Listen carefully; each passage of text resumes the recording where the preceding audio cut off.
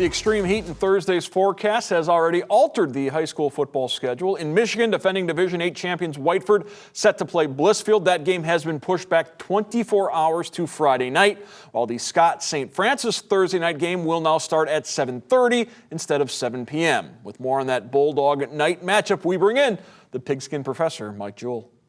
The old guys, the veterans, they're going to be up to snuff. The young guys from both teams are going to be lower, tougher, faster, ready to get after it in this old-time feel Toledo Classic. Let's take a look at what both teams need to do this week to achieve that win. Tough losses for both teams last week. The Knights were beaten by a really good-looking Perrysburg squad, while the Bulldogs fell to Lorraine Clearview. You're going to see both teams come out playing hard with more confidence and pop this Thursday.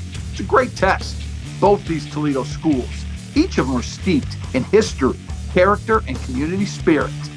Let's start with the Bulldogs, because I was a bit surprised to see that score last Friday.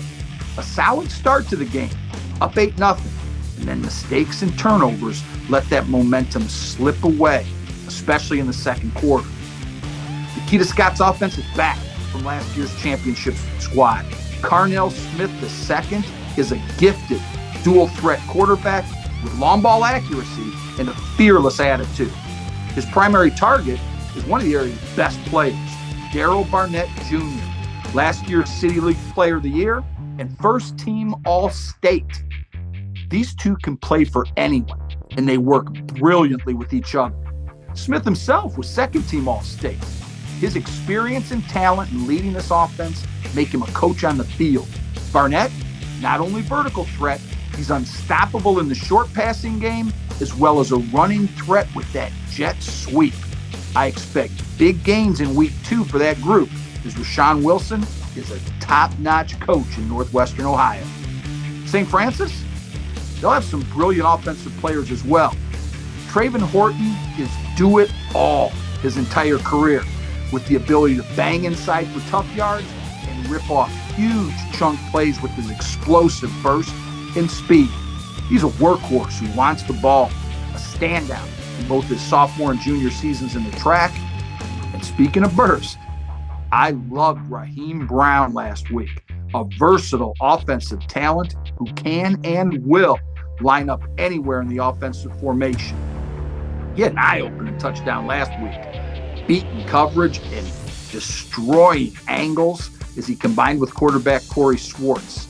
Touches for Brown will be a huge priority for Coach Charles Woolridge. Thursday could get into the high 90s, and you have to commit right now to getting the fluid levels inside you and hydrate with good liquid.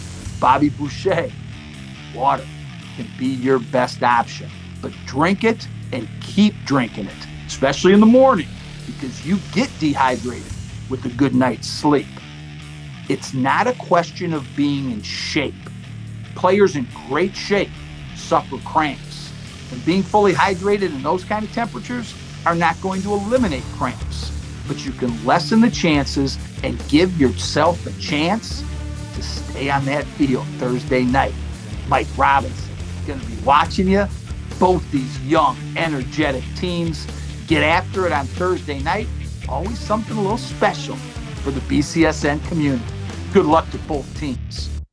Jewell's Gems is presented by Balance Buick GMC, Northwest Ohio's largest volume GMC and Buick dealer.